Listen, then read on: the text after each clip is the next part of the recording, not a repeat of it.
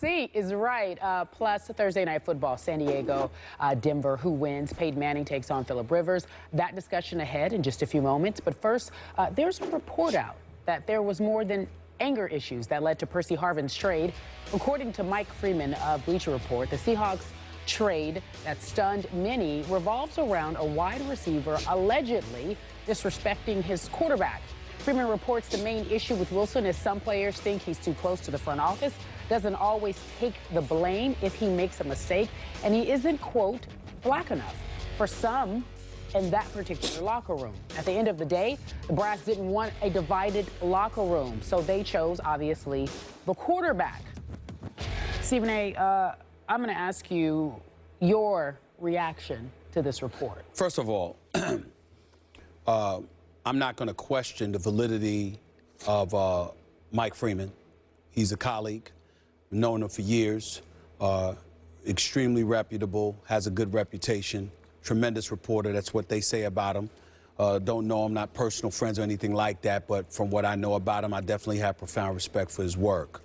Having said all of that, we do have to qualify it by saying there are anonymous sources here.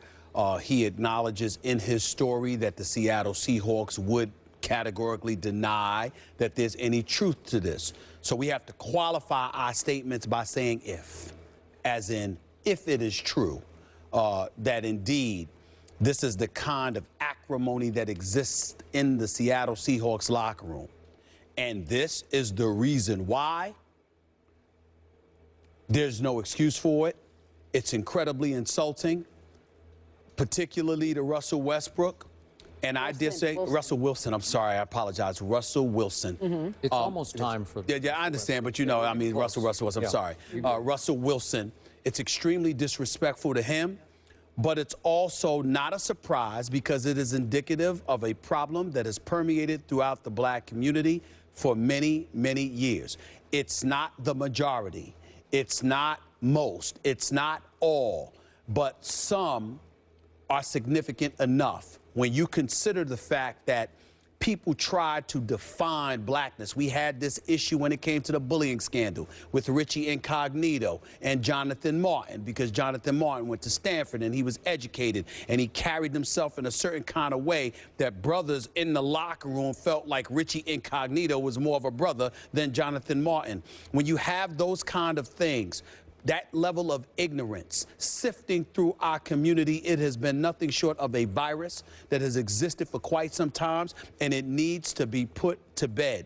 Black folks come in all shapes, colors, and sizes. We are not one monolithic group. Every single black person doesn't look alike.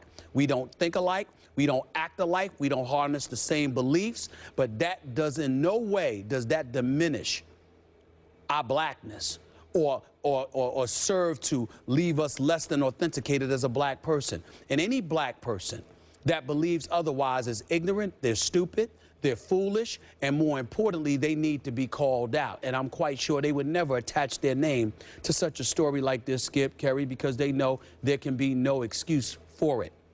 Bill Cosby had this issue where this is a man that preached about the importance of education and millions upon millions of dollars he gave to Spelman and Morehouse and what have you. And the second that he called us on the carpet about this as a community, the same community he helped uplift, they deserted this man, okay? It's been a problem that has gone on for quite some time. I had to cover it with T.O. and Donovan McNabb. Donovan McNabb, I always felt he should have been a bit more outspoken, okay? But at the same time, I recognize the fact this brother is intelligent. He was well raised. His parents are wonderful. His family's wonderful. He's intelligent. He's an upstanding young man. And because he disagreed with Terrell Owens, you had people questioning him about that too. It's always, always, always been a problem. I think the last part I'm going to say is this, Skip. I think one of the things that cannot be ignored, and it can't be shoved aside, whether it was a Donovan McNabb back in the day, whether it's perceived as being a Russell Wilson now, those who successfully go about the business of ingratiating themselves with the franchise, the hierarchy, management, coaches, et cetera, the fellas who don't have that kind of relationship with the powers that be, you are usually perceived as a company guy. Okay. But I got news for you. A company guy doesn't mean that you're any less black. Okay. And I'll leave it at that for now. Okay, I appreciate what you just said. Although you began by vouching for certainly the reporting credibility of one Mike Freeman, I don't know Mike. I do know his reputation, and it is good. Yes, that's what I meant. But when it comes to this story, I'm a little unsure of the reporting here because this was written more in column form, more in opinion form or impression form.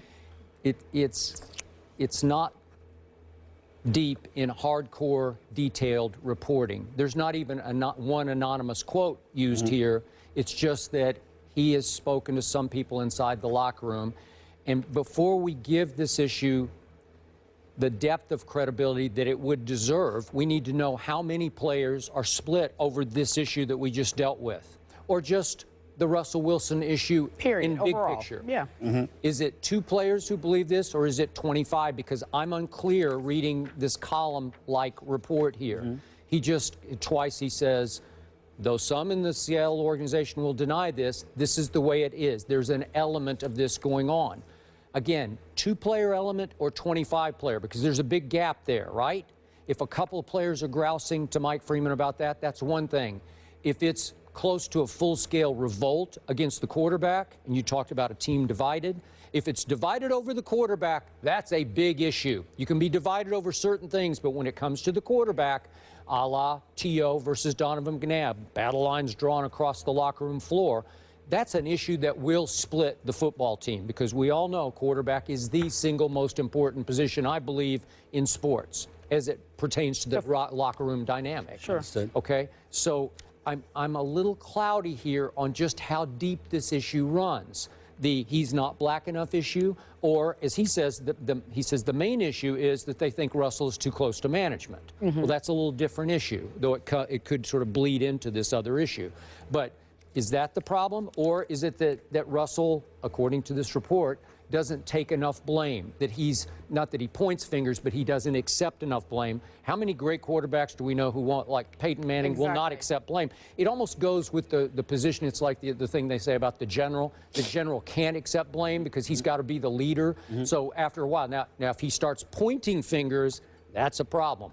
But accepting blame occasionally can humble you a little bit and ingratiate you a little deeper with your teammates. So I don't know, is Russell starting to run into that? Now remember, losing intensifies all these issues. So all of a sudden, the team that I thought had a chance to go 15-1 is 3-3, and all of a sudden these issues. It's incendiary. I'm willing to appreciate the perspective that you're providing, and I understand it, but allow me, and I say it with all due respect, to just sort of provide an education about a black man in a relatively prominent position and what he has to go through from time to time.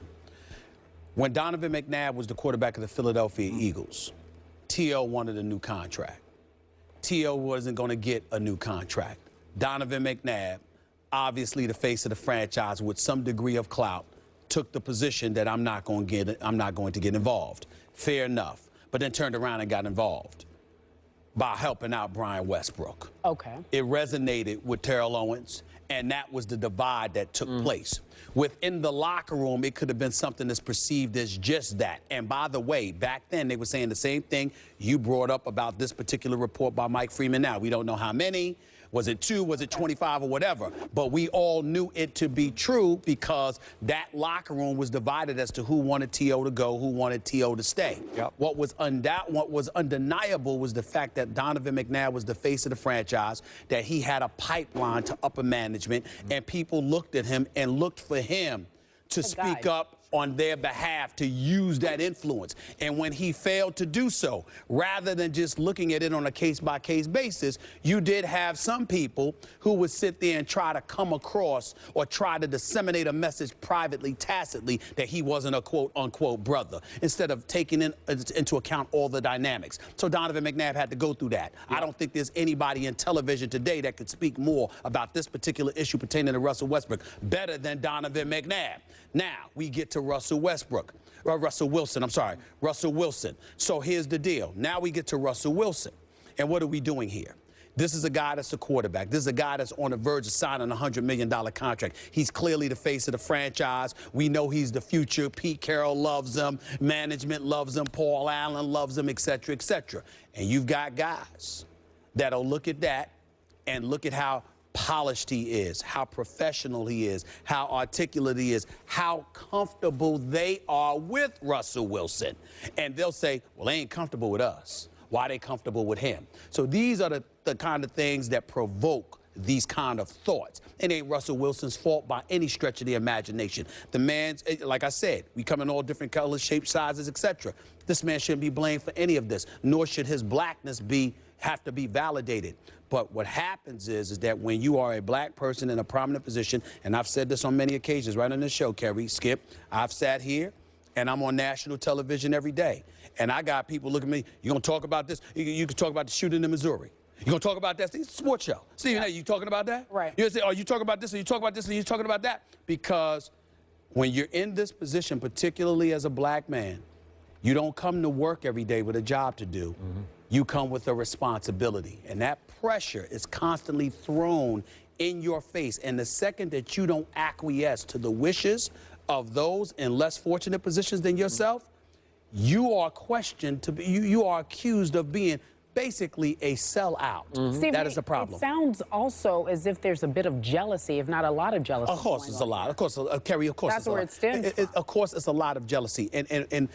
But the biggest thing about it is that they're not specific as to what they're feeling. They're willing to throw something out there. And that's why the report by Mike Freeman is very, very believable. Whether it's inside that locker room or not, the fact of the matter is you do have people in the NFL that look at Russell Wilson, how polished he is, how poised he is, the kind of way he's celebrated and lauded and praised.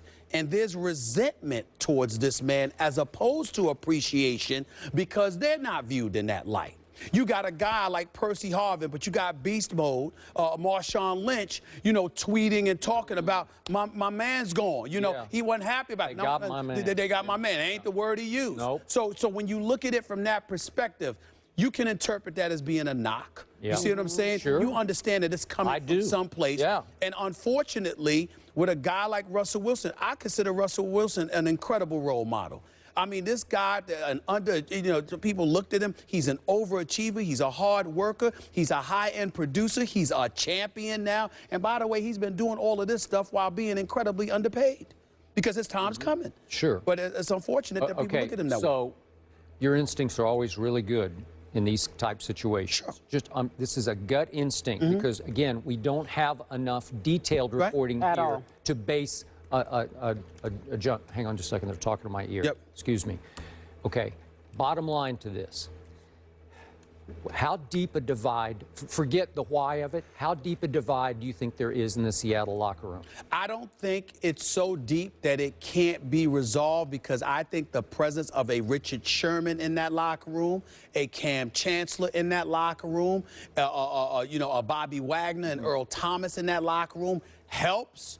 Because you got not only accomplished brothers, but highly intelligent brothers that have put an end to all of this nonsense. Right. But at the same time, don't tell me that there's nobody in that locker room that feels what Mike Freeman, that doesn't feel what Mike Freeman said they feel. There are some people in that locker room that feel that way because anytime you have a black individual that has successfully ingratiated himself with the power structure, there is always resentment coming from others when that happens because they are not in that position.